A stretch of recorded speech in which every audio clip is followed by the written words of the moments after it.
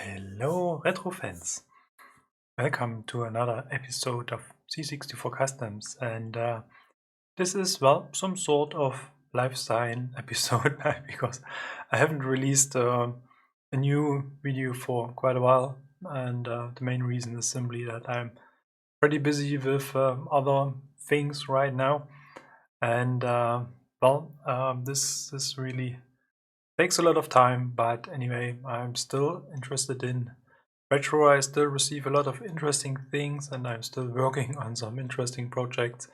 Just takes some time, and therefore, well, the frequency of the release has been a little bit more low quite recently. Anyway, so, and you may have seen it in the title already, I have received something that I want to kind of unpack and to test, and this is, well, related to 8-bit as well as to 16-bit, so I'm really stepping into new ground. Well, let's say keeping the Neo Geo outside.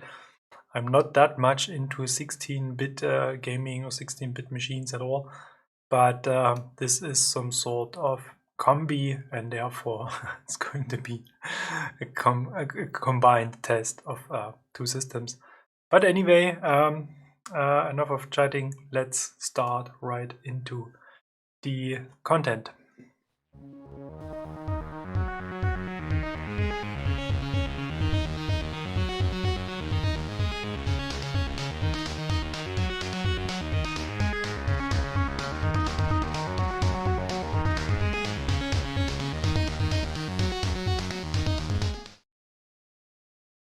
So, and here we go.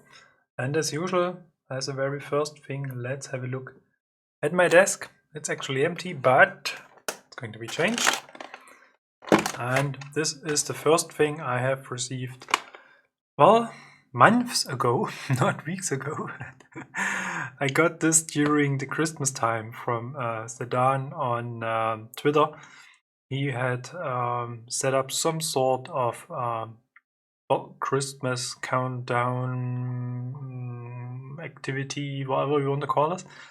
And every single day you were able to buy something from him. And as he was offering this 8-bit and 16-bit HD 2-in-1 video game system, I thought, well, this is indeed something I'm interested in, and I want to have a look at it, because I'm actually somewhere in the middle of deciding whether I go for a new Famicom and go and build an HD mod into it, or if I do something else in regard of this. And so I'm actually not really convinced whether this is an interesting, well, it's indeed an interesting project, but it is a little bit costly, and therefore I'm a bit reluctant, since this channel is absolutely non-commerce, so I have no incoming money that may support projects like this. Anyway, let's step into this. As you can see, it's a nice, well, flashy box, and there are a couple of goodies inside. Let's open it, and it is not originally packed, so I had a glance at it. Sorry for the noise. Already, and as you can see, we have here this 2-in-1 console.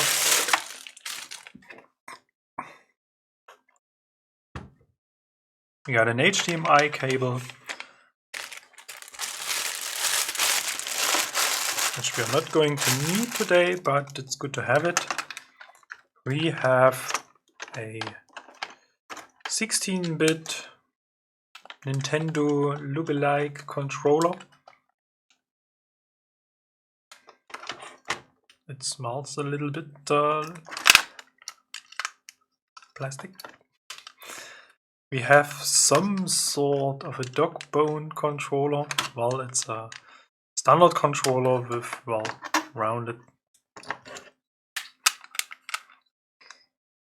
case, whatever. And yeah, we've got an composite stereo video cable, and we got an UK power supply adapter, and this is rated with an output of 9 volt DC, 1 ampere, and this is indeed very important because it's basically the same barrel plug used for the Famicom and as well for the NES, but the Famicom and the NES are using different power supplies, and so is this device doing. This is basically some sort of a Famicom adapter, but this won't plug in German sockets. Therefore, I'm not going to use it. I have a replacement, well, my Famicom power supply. So let's get rid of it. So as I have mentioned it already, it smells a bit, and yeah, this is basically, I think, a little bit regarding the plastic. And the device itself feels sturdy, so it's rather robust. It's not soft or something like this.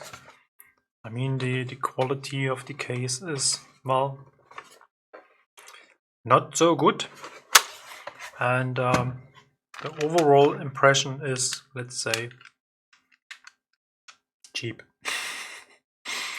And I think it is a cheap device, so we are not going to complain about this as long as it is doing something. And I think the nice point about this is that we have already 2 controllers, and they are using the standard NES, SNES connectors, and therefore we are ready to go with these as well as with, let's say, old-fashioned original hardware. And now let's hook this up to the HDMI first, and let's have a look at the quality of this device. So that's hopefully my Famicom adapter. Let's check it. Probably going to be a short video if I'm going to use the wrong adapter. And as we know, on the Famicom, plus is on the outside and minus on the inside. And we got a reading of 8.5-ish volts. Should be enough.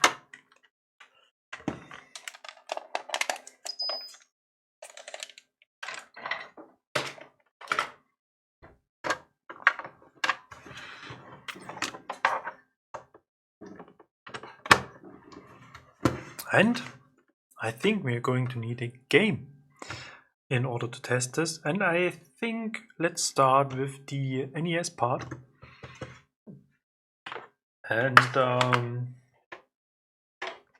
let's start with a standard NES game.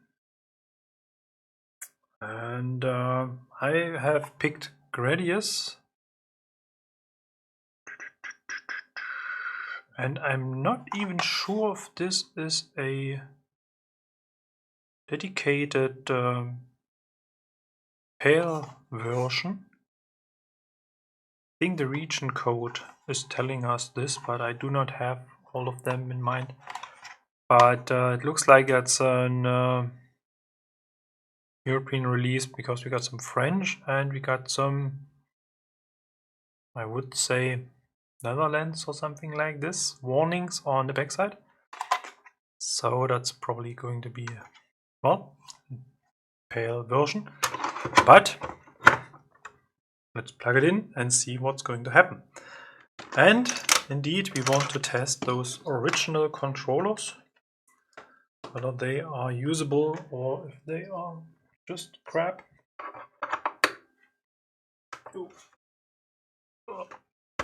Those sockets are well tight. And let's see what's going to happen when we start to this little machine. So switch the screen. No signal, that's okay so far. 8-bit. And there it is. The video quality is so, I would say. It's a little bit smooth. So maybe they have a sort of filter in the scaler for the HDMI part. And I tend to say the picture is a bit too wide. So the well, there's indeed a discussion which aspect ratio is the original or best case aspect ratio for the NES, but nevertheless I think this picture is indeed too wide.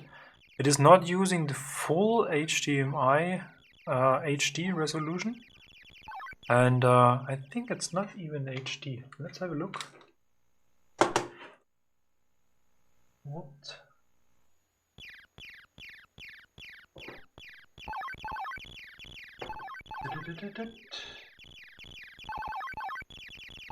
No, that's not what I'm looking for.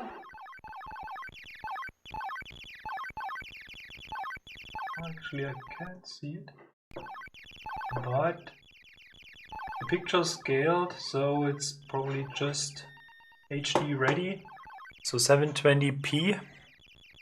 And yeah, I mean, in OBS we may just scale the picture, but or stretch or shrink the picture. But if we connect this to a TV, we have to sort of live with what the device is providing. And yeah, for my taste, it is a bit too wide. Anyway, let's see if this controller thingy is working.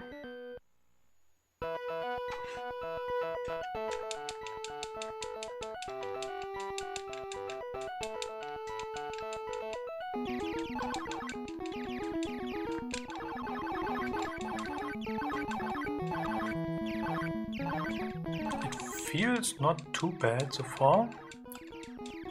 I'm a bit behind with my power-ups.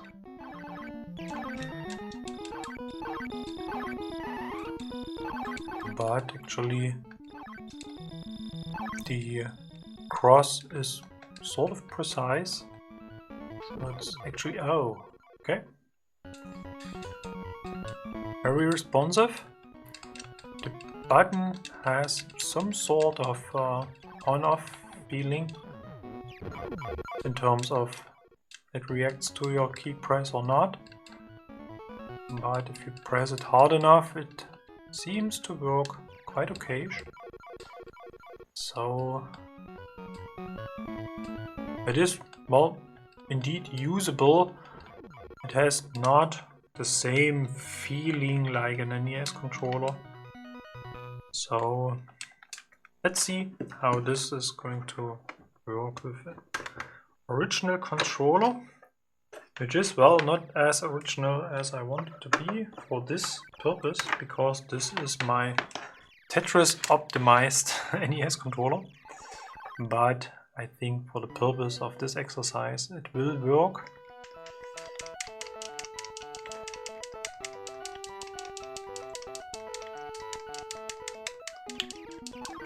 Oh, missed one.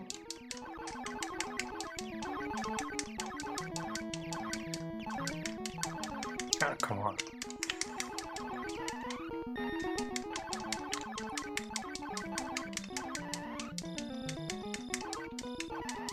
So even if we aren't comparing to a really original controller, I have to say that the NES controller feels much better than the original, except for the case. I never understood why the original controller has so many hard corners or hard edges. So I would like to test a dog bone controller, but they are quite hard to get here in Europe and they are often pretty expensive, so I never had a chance to get one. So, but we are not going to play Gradius until the end, because this will be a night-long session. I wanted to test something else, so let's switch back to the original controller, just to, well, stay in the theme, let's say. And let's have a look for another game. And what I have in mind is basically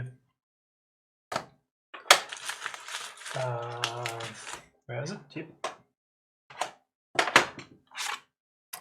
Is Metal Storm as the republished collector's whatever edition, and I think this is a PAL NTSC combi release. So let's have a look if this is going to work on this machine.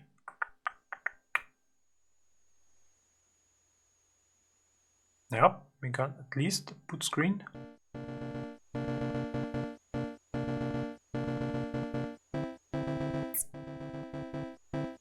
The smudginess of the screen is, well, not my personal preference. It is fortunately not as bad as with other scalers.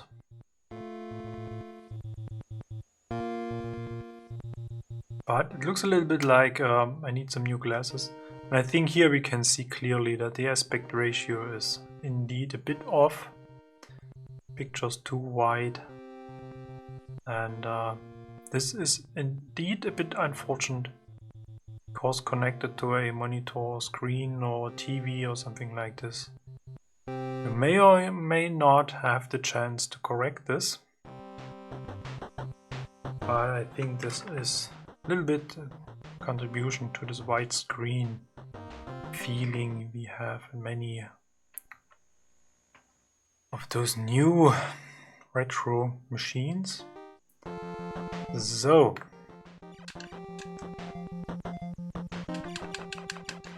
I just have to remember how to play this game. I haven't played it for quite a long time.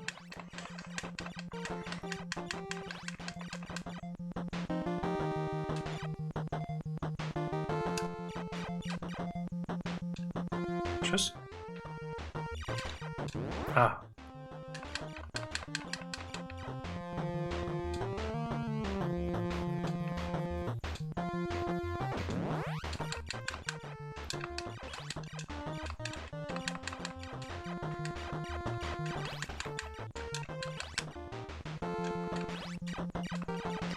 so as we can see, it is working.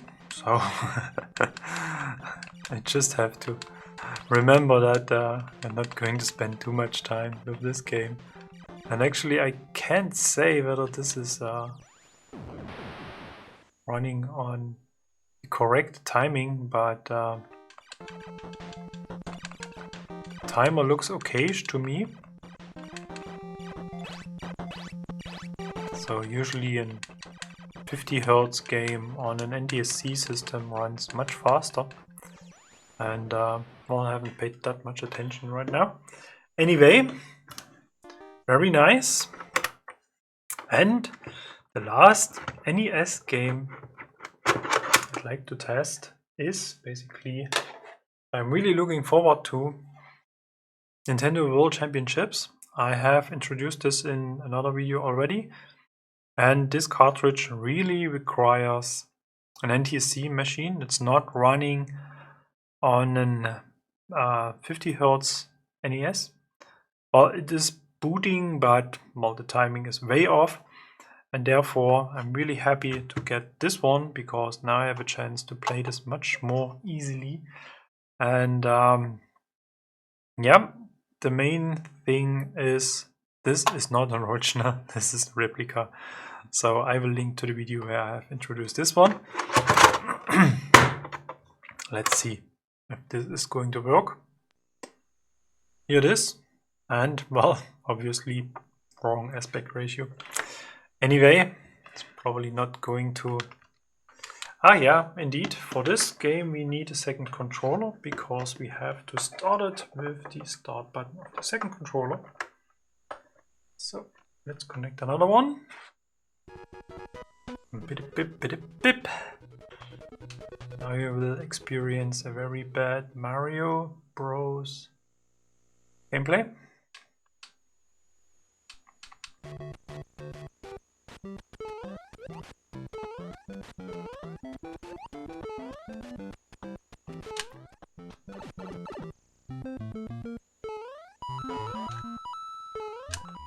So, if you are not familiar with the Nintendo World Championship, basically you have to play 3 games. Oh, we have to die here, okay. And in the first game, which is Mario Bros, you have to collect 50 coins. Therefore, it's not important to finish a level. It is just a matter of time. And therefore, oh, the jumping is a bit off. So this controller is indeed not the very best you can get for an NES system. And therefore, it makes sense just to stay in one level, to catch all the coins possible, and move on to the next game as fast as possible. And there are several approaches, and I came up with this one being working the best for my ability. So others may do this a little bit differently. Oh, the jumping is really horrible.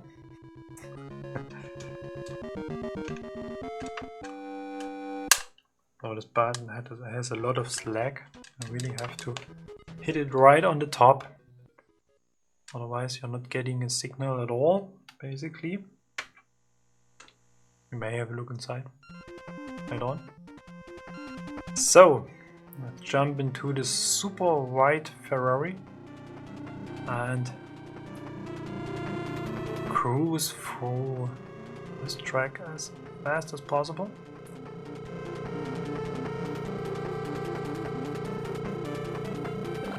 So the directional cross is very, very sensitive. So this is indeed working quite good. I really have to pay attention that I do not stir unintentionally.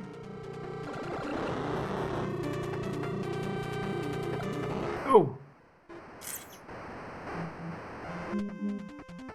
I'm probably not going to blame anything or everything on the controller. So sometimes it's just me who is failing to play this.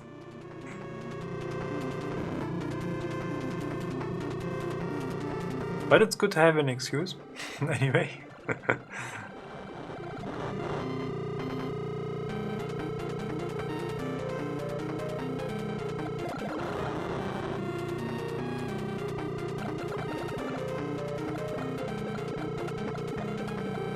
Ah, come on.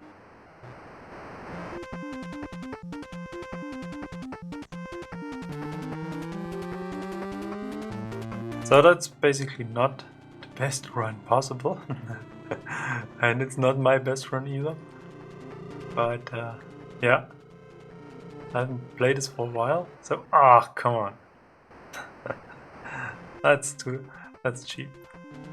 So, let's stay focused. Let's come to the end of this track. Shouldn't be too hard.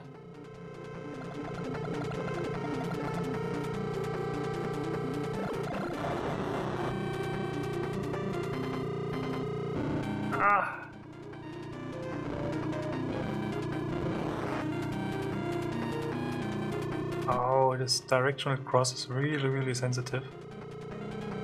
It's sometimes a little bit tricky to just go straight. because for this game we have to press up for well, acceleration. And yep, so last game, just some Tetris, and the pattern of those tiles depends on your score in Super Mario Bros. It's very interesting, and you play this for a while, you may find your preferred pattern, and then if you are able to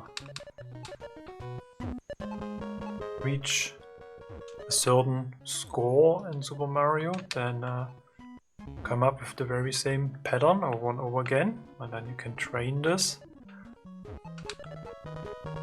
So, missed the chance to build Tetris, and running out of space right now, so that's not the best stacking possible. Well, let's score at least one Tetris, otherwise it would be a little bit embarrassing.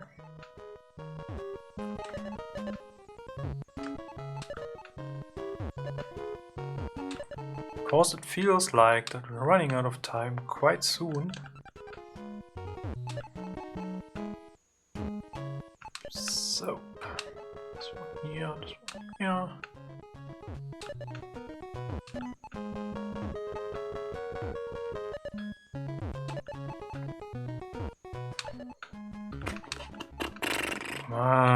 It's not a good solution at all, but we are not going to have that much time to reach this. Well, there it is. Game over. 240,000 something, that's really not a good score. Anyway, it was not about the score, it was just about testing the game.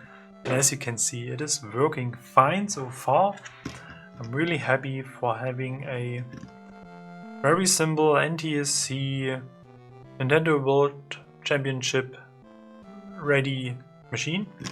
And as a last thing, well, not as a very last thing, as a second last thing, I have received something from America, from the United States, and it comes from Second Dimension. And indeed, I'd like to have a look inside, because this is a very new thing developed for the NES. Going to be a little bit noisy. And for the C64, it is actually quite common that we see new games every now and then. But for the NES, it is not as common. And as you can see, this one is called Eyra, the Crow Maiden. And this is a really new production. I'm actually not sure whether this was a Kickstarter or something like this. Well, I may have to look, because can't even remember when I have ordered this.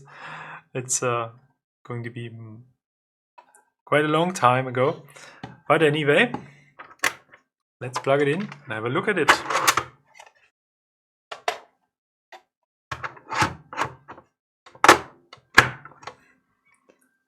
So.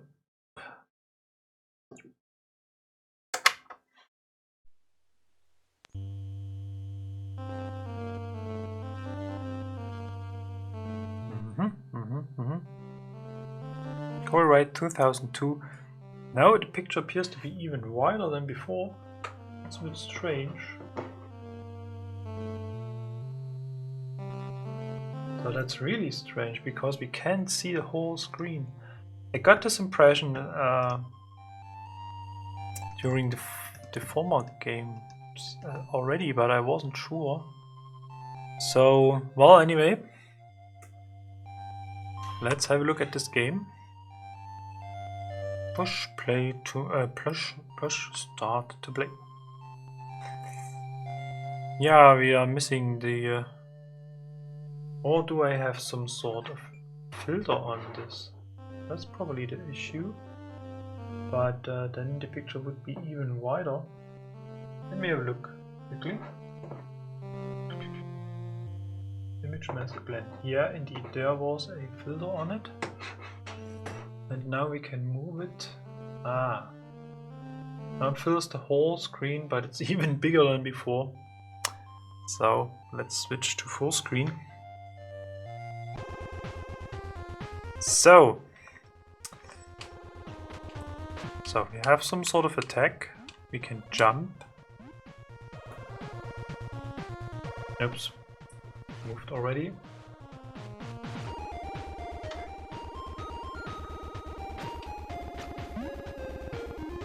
Anything else we can do? We can press start. So let's see. Oh, this is basically a hole.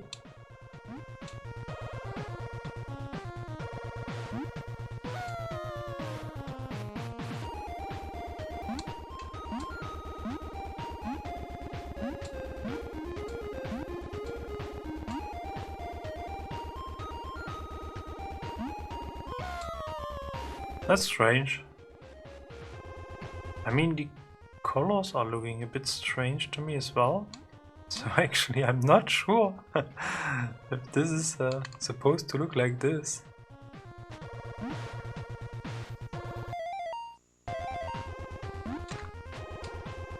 And I have actually no idea how to jump over this. Game over, final score 0. So, well, I guess that's not really the intention of the programmers. And perhaps this is just because something is a bit off with the reproduction of the NES.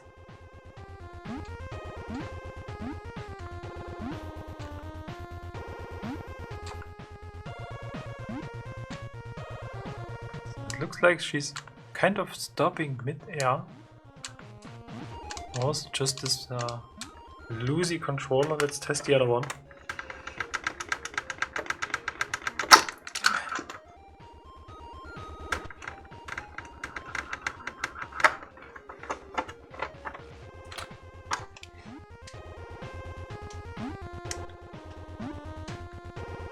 It is not that much better, I would say. No, we can't jump over this. We can't go somewhere else.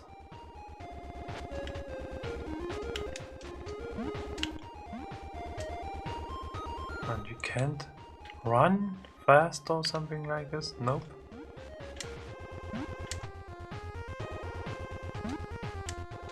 I don't get it. So it looks like this orange block is something that hinders us to jump wider.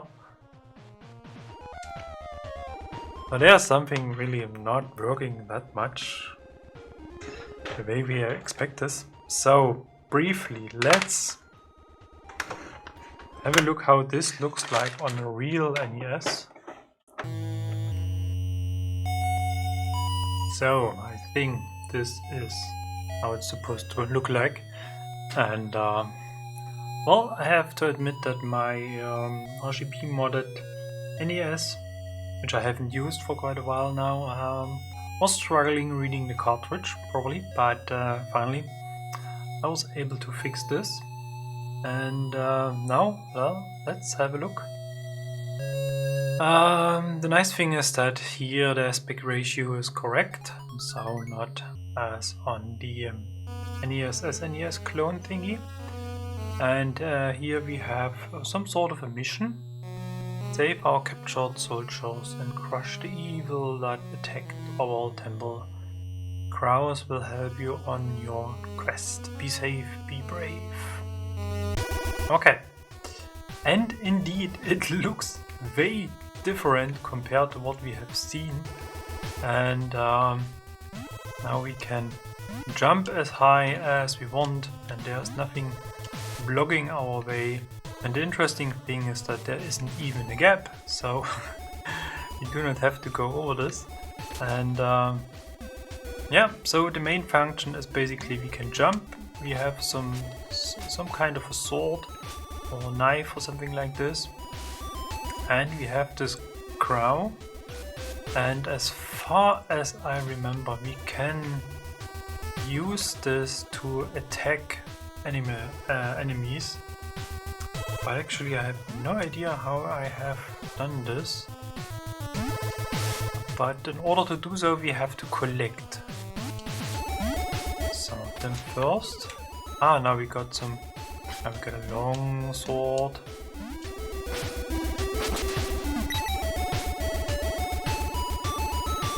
And here's some sort of enemy, opponent, whatever. So let's try how this attack was working. Not like this.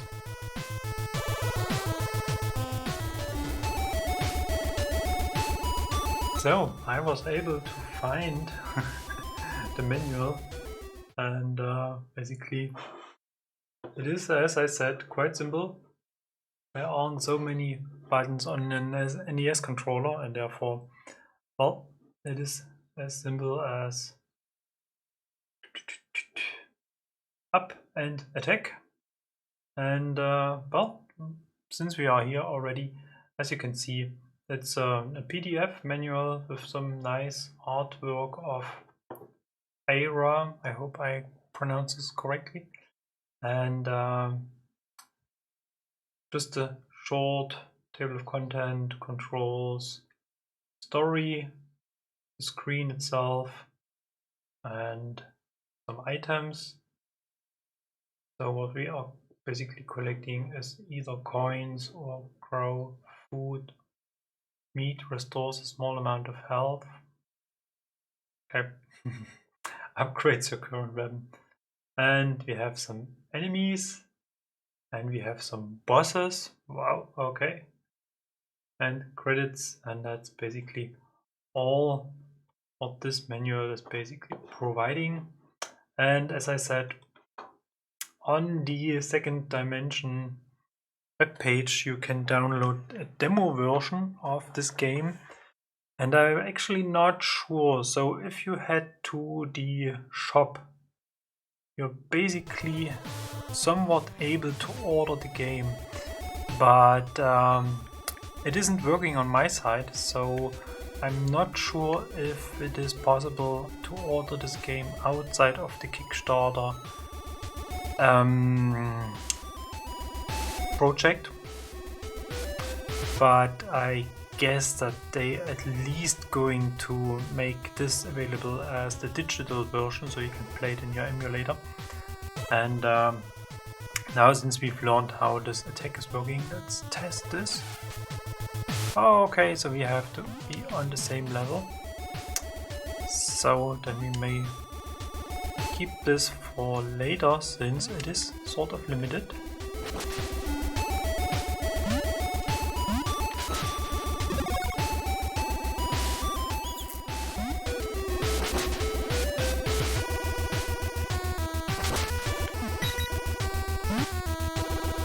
So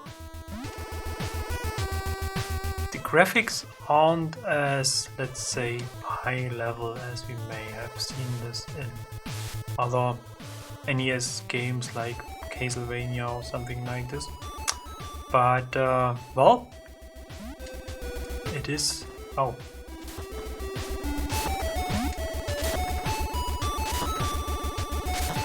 now we can test this attack.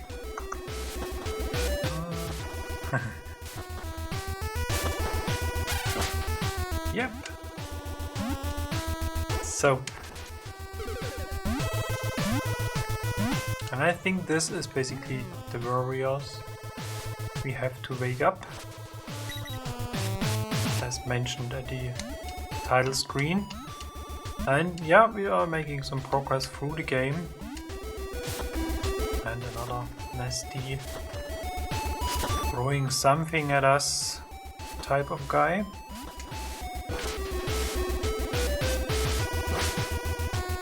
Now with our long axe, we are able to make some distance. Now I lost my weapon. Oh, this is a bit unfortunate. started to get used to it.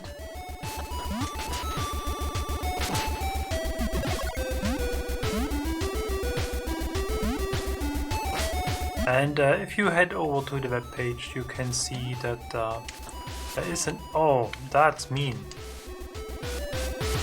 Sega Genesis version and an SNES version basically in progress. And if you are into 16-bit gaming, I have to admit that these versions look way better than the NES version. But this is due to the limitation of the machine, I think. And come on, that's... Well, yeah, so you may have to remember some... Oh, come on, now you're dead. Anyway, wasn't my intention to play the whole game, but there's one thing I'm really interested in right now, since it wasn't running on this NES clone and NTSC. I'd like to test this on my NTSC NES, therefore I have to make some arrangements on my desk, so I'll be back quite shortly.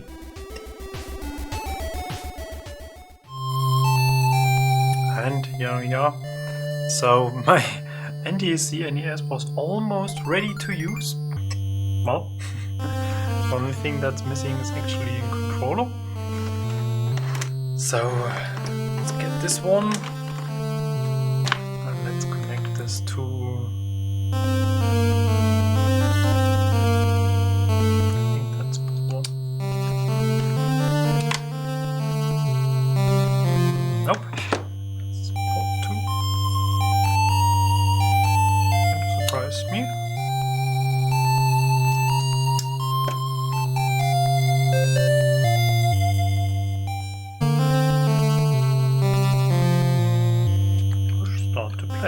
So, looks like this controller isn't working on this NES, which is quite interesting. So they are actually not compatible, which raises indeed some questions. Let's see if this one is working. Here we go. So I'm sorry for the scaling. This is basically going through my FrameMeister. And I have used some whatever scaling, I think, in order to get some skin lines in the right way, but most of those FrameMeister settings are optimized for non-NTSC games, and therefore... And here we go! It looks almost the same compared to the NES, except for the graphics quality, but we do not have this weird level design we have seen on the NES clone. So it looks like that this clone machine isn't 100% accurate, and is screwing up some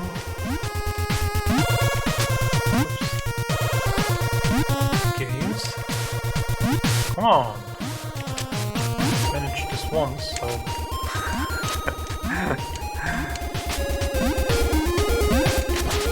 There you go.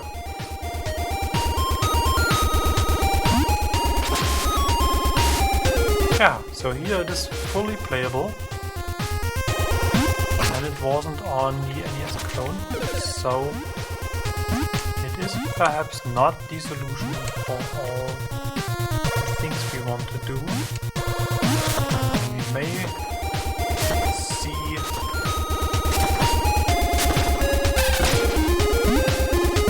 further issues with other games, I was going to say. I just had to remember how this crow attack was working.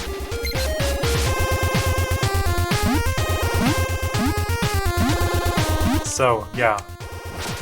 Therefore we can say it is fully playable on either systems if you have the correct system. Oops.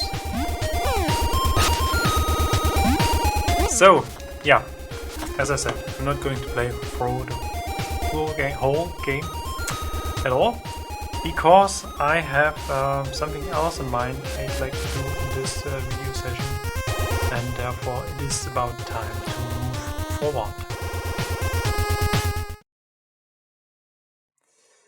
Let's leave this by side, because there is another thing I want to test on this thing, and this is basically the 16-bit part, because for this we're going to need this controller, which is hopefully a little bit better than the other one,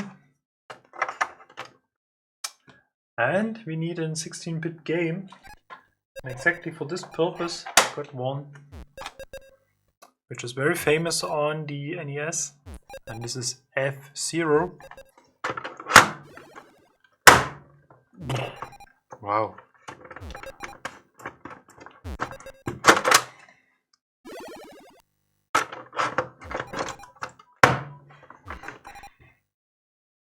And we have to switch to the other system.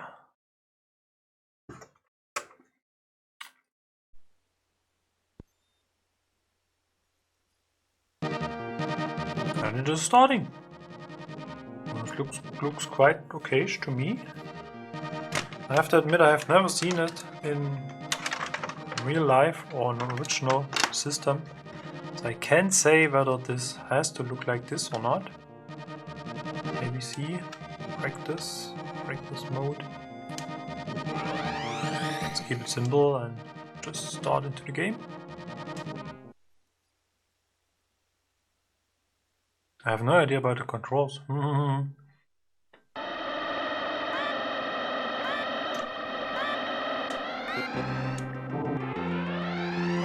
so with B we can accelerate. Oy, oy, oy.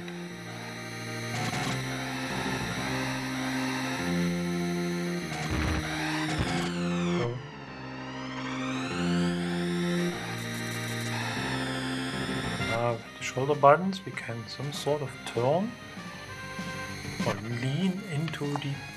Oops. Okay, close down.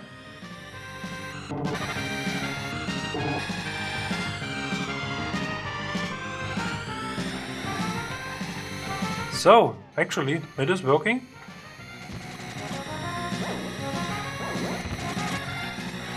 Looks like some sort of energy zone. And our opponent is way ahead of us. So, oh.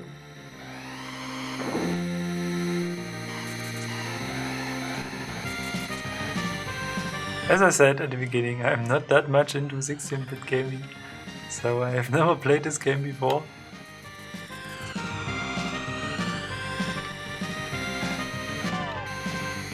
So, okay, I think enough of gaming. What I really want to do is to have a look inside. What's inside this plastic box? And maybe we have the time to open the controller as well. Oh, it's really very, very tough. But as we have seen on the original NES, probably better to have very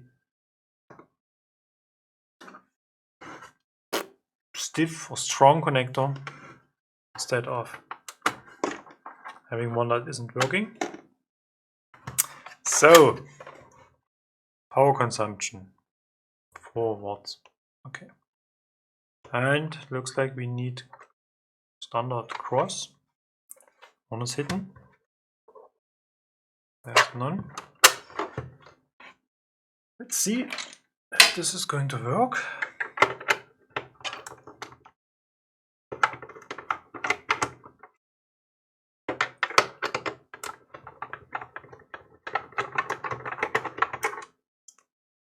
So I think the regular price of this device is somewhere between 20, 25, 30 euro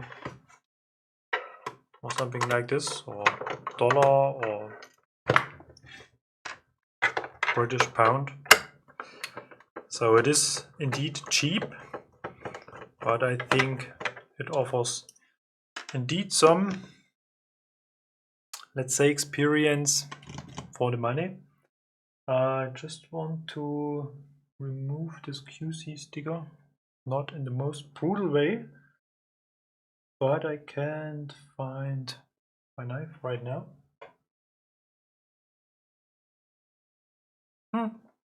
Well done.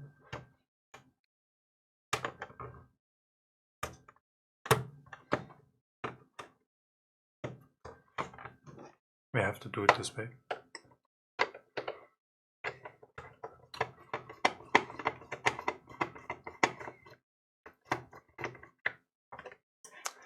I think I'm not going to send this back to the manufacturer for any warranty claims.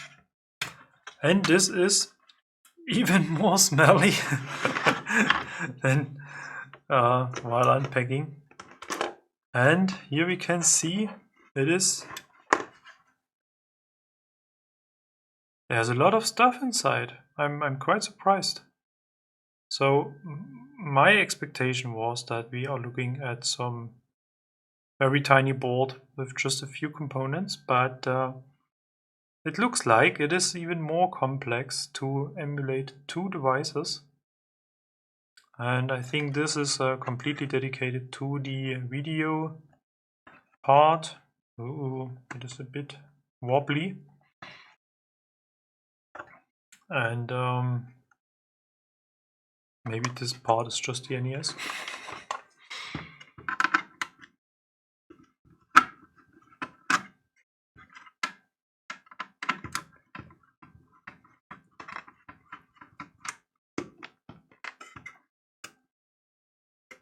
So this is separate. And we have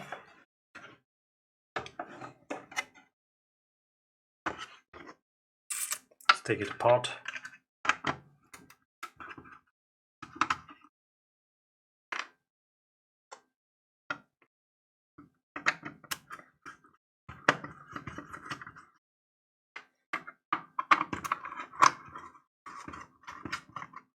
Those screws are already a bit worn out or very cheap.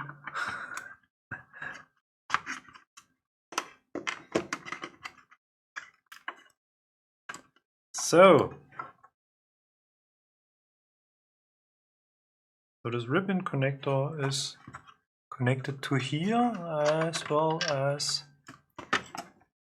to the video board, but the 16-bit adapter, whatever, is connected to the video board as well. This is basically the power supply unit, I think. Full of capacitors and a very interesting style.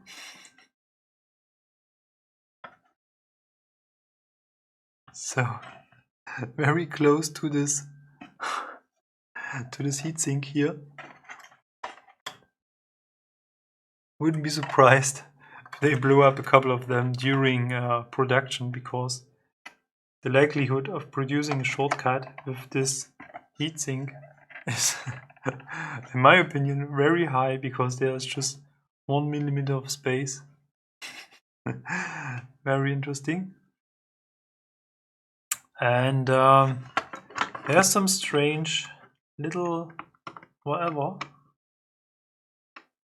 which is using a different screw as well. Let's have a look at this one.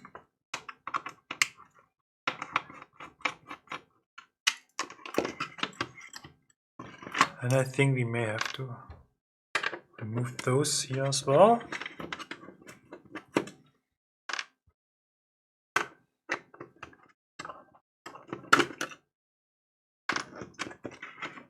So now it should come apart.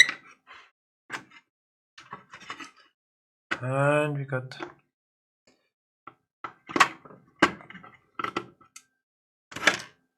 these connectors here.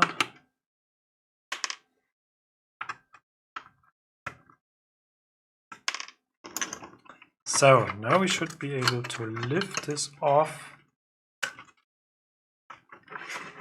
this ground plate, whatever. There we go. So, and there's another PCB on the bottom of this whole thing. And those ribbon cables feel like I shouldn't bend them too often. And there's a clock chip, 27 megahertz, I guess. But the main thing I'm interested in is what this little thing is doing. Power something. Okay.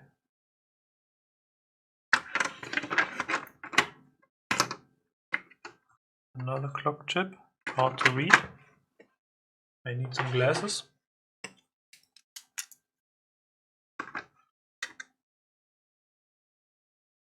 Could be 21 megahertz.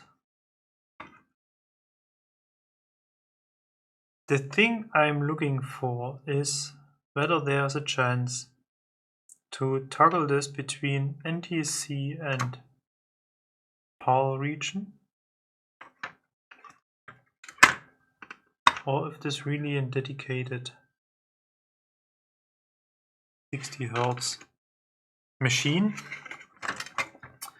But there is nothing that really jumps on me. I would have expected some sort of a solder pad jumper or something like this. There's another component on the bottom of this PCB. Very strange construction. And the soldering has been done very, very quickly.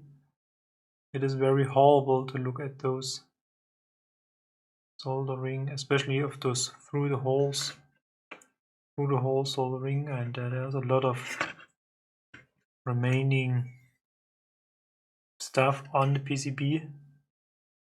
So yeah, actually there's nothing that looks like a frequency switch or something like this, and I may do some googling, some research.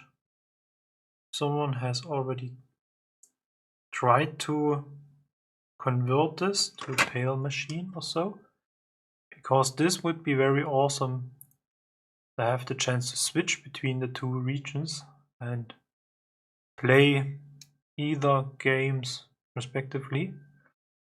But that's probably nothing we can attempt today. Anyway, let's put this together, at least sort of. So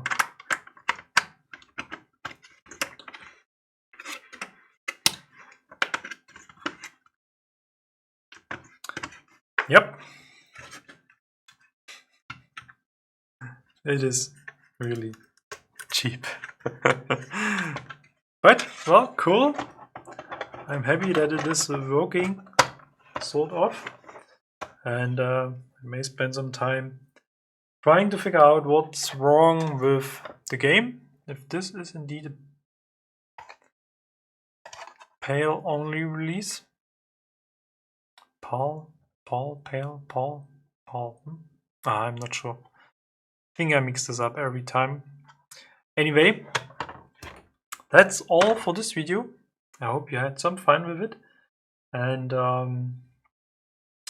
as far as I remember, there are a couple of new releases ahead for the NES as well.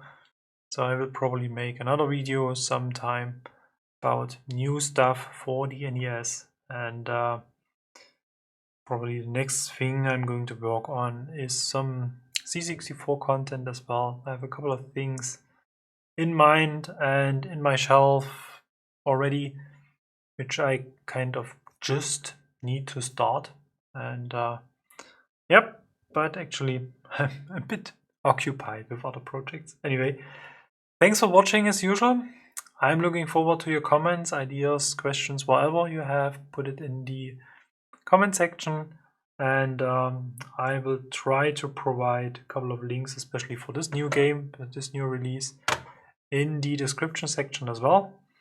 And as usual, I'm happy for your contribution, and let's see us for the next video. Thanks for watching. Bye bye.